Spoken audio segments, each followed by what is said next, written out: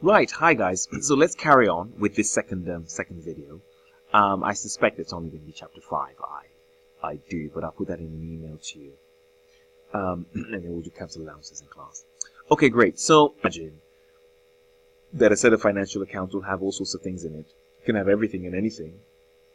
But for taxable purposes, we must clearly separate out trading, what is purely trading, and everything else can go in their different lanes. So here we are. If we have, it says here, expenditure which tax law prevents from being an allowable deduction must be charged to the statement of profit or loss. So a classic example here, is depreciation. So depreciation is perfectly allowable within your financial statements, but it is not allowable. When I say depreciation, the depreciation that you decide as part of your accounting policies within your organization. So you need to add that back to the accounting profit. And that kind of makes sense, right? Because if you're taking it off in your financial statements, you should need to add it back. Okay, great. Then you have trading income. Taxable trading income may not be included in the, for whatever reason. That might be interesting. So if you have some trading income somewhere that you haven't included, well, you need to add it because it's trading. So for whatever reason, maybe it's not yet recognized, you have to add it back. I'd be surprised. Typically, we should find that within revenue. But that's not as popular as this one. Now, these are the other interesting ones. Expenditure that's deductible for tax purposes may not be charged, if you like, in the statement of profit or loss. So we also have this one here. Income may be included in the statement of profit or loss that is not taxable as trading income. So you can have, if you remember, under gross profit, you can have other things like, say, property income, for example, and that needs to get, if you like, taken out. And expense may not be charged. So you might have other expenses somewhat that have not, these two kind of sit in a similar bracket of things that are not yet in your set of financial statements. And they need to sort of, that needs to happen. They need this, whatever these expenses are, needs to be deducted. But the most popular ones, to be fair, are the first one, if you like, and the last one. And then you have those kind of adjustments. So the method, when we come to do an example, I'm just going through the paperwork, the theory here, is that you always kind of, so how you prepare your statement of financial position, you prepare it and you end up with, if you like, profit for the year.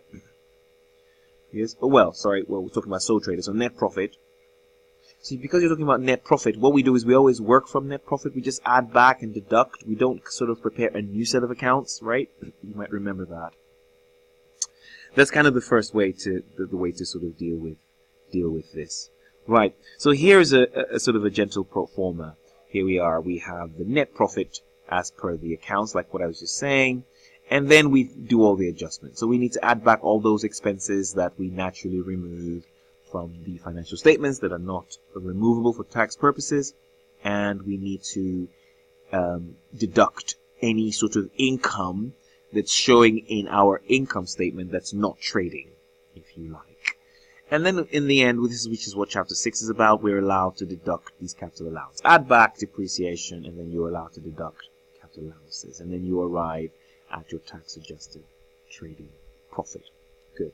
And that's kind of the pro forma. We'll get to an example. That will be my third video. But let's just get through the paperwork and just see the examples here that they have for us.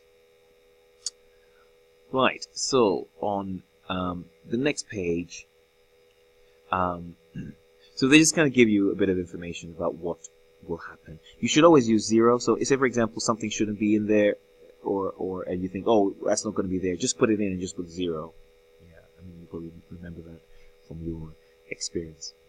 Okay, great. Again, they're just kind of emphasizing what I said here. We're only calculating taxable trading profits. It's about trading, right? No one is saying that we're not going to tax it. Property income will get taxed, but just in the income, in the property income lane. We just need to put it in the right lane, if you like. That's all we're doing, right? Separating out clearly what is trading, because the rules are different, right? And we do allow, if you like, if you can allow any allowable expenses, any allowable provisions, if you like, that we would allow in normal accounting, we allow, right? So if you like provision for doubtful debts that we would allow, it's fine.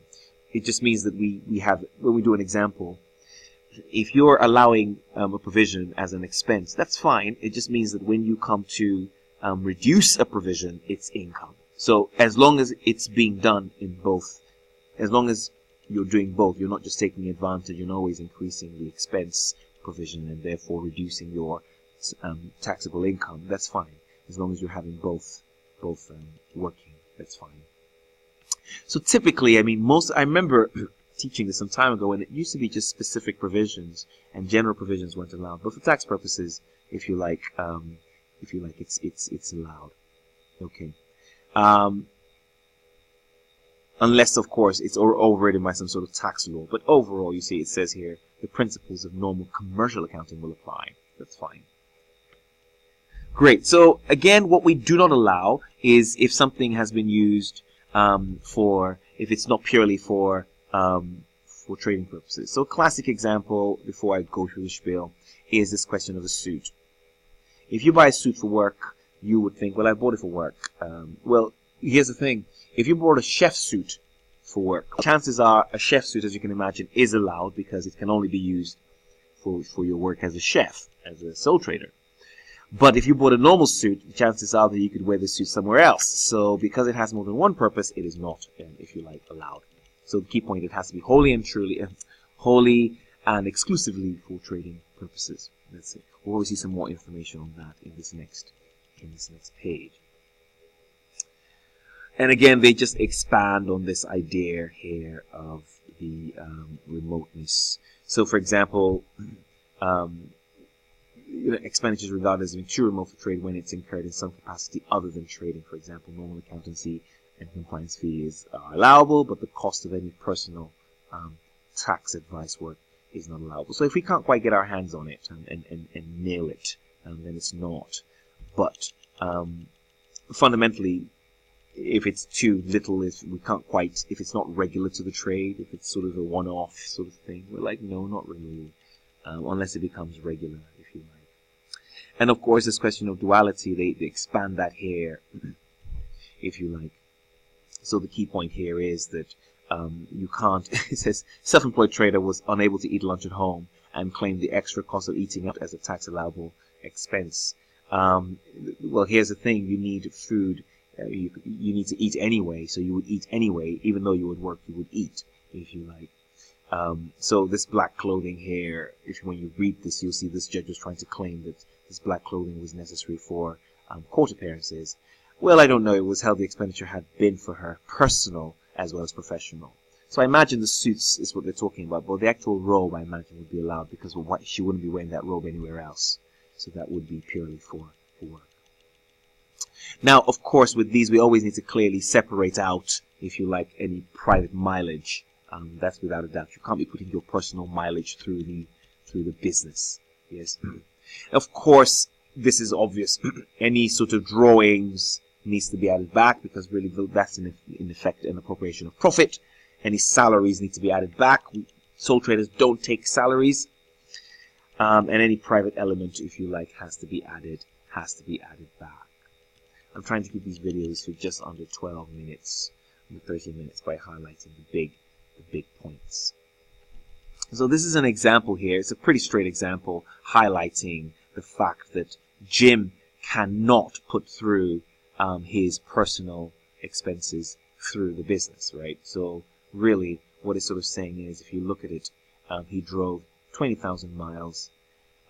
It then tells you, if you like, what was work.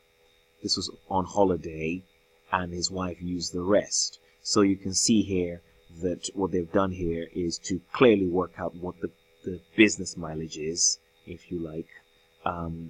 Travel from home to work and back is classed as private mileage. So they've worked that out. His business mileage is therefore the difference. I'm sure they've taken off the 1,500. Here we are. Sorry, that's the 1,500 as well. Private mileage. And basically, we need to isolate what is business mileage, if you like, and what is private mileage. So that's just an example to sort of show you that we need to be kind of isolating. We only want to put through things that are purely for work. Now, this is this classic scenario of people who employ their wives and pay them much more than everyone else, if you like. So really what they're saying is that any excess that you're paying, say, anyone, especially typically people that are close to you, would be considered, if you like, would be disallowed. You can't put through. So if you had your wife working for you, or your girlfriend, or your boyfriend, whatever, working for you as a secretary, and normally secretaries get 10,000, and you decide to give them, if you like, a salary of 20,000, and you want to put all of this 20,000 through as an expense, no, you can only put through 10. So you have to add back 10 as income. That's really the key point there.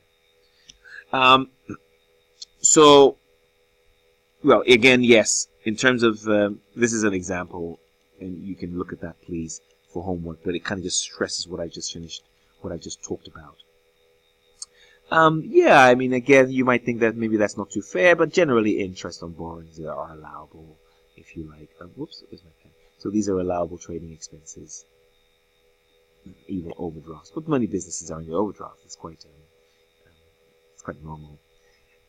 And this one might surprise you, but for late businesses, late payment interest charged by HMRC, we'll come to this, is never allowed. And likewise, if you like, repayment interest is not taxable. So when we come to look at in terms of you paying off your tax, if you're late, if you're late with paying your income tax, you can't sort of take that interest and put that through as an expense. You just can't. And if you paid early, the interest is not taxable. So that's almost, think of this as being outside the scope of this thing. So we don't even start to sort of add or subtract them. Right, and then very quickly, capital expenditure. Expenditure on capital assets, yes, is not. This is capital, right? So you can't sort of put through, if you buy a building or a machine, you can't put that whole thing through. We'll talk about capital allowances later on, but you can put through improvements. So when I say, sorry, you can put through repairs, but improvements must be capitalized. Yes, so that's sort of the big issue here. Remember, depreciation is not allowed, and amortization is not allowed. We are allowed capital allowances, right? You're allowed capital allowances, and we'll come to that in the next chapter. Right, and then let's quickly look at this. Is just some more paperwork to do with this chapter. And yes, we talk about this idea of a repair versus an improvement. So please read this up. But the fundamental principle, if you like, is that repairs are revenue expenditure. So that's fine.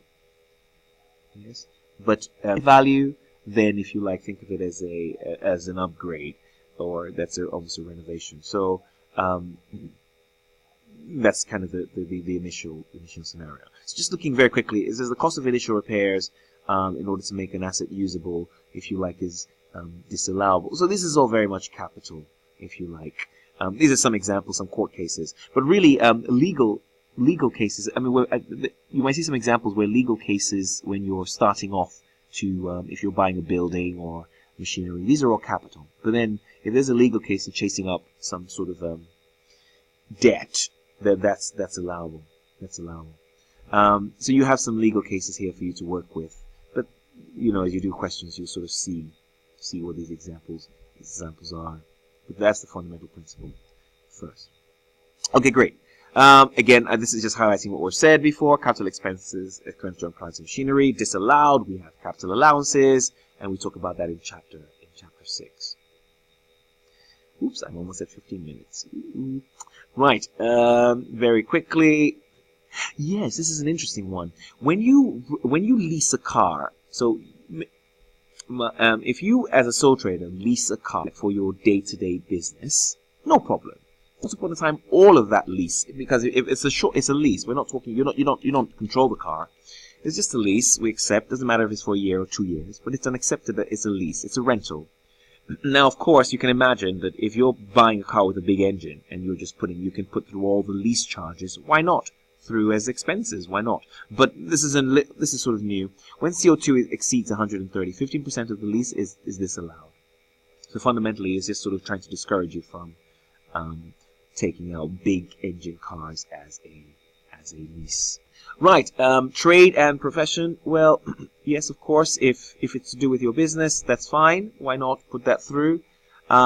If you like, and then charitable donations must be for trading purposes. Trading purposes. So if you're donating to the Labour Party or the no, or the what's the word, the Conservatives, no, you cannot.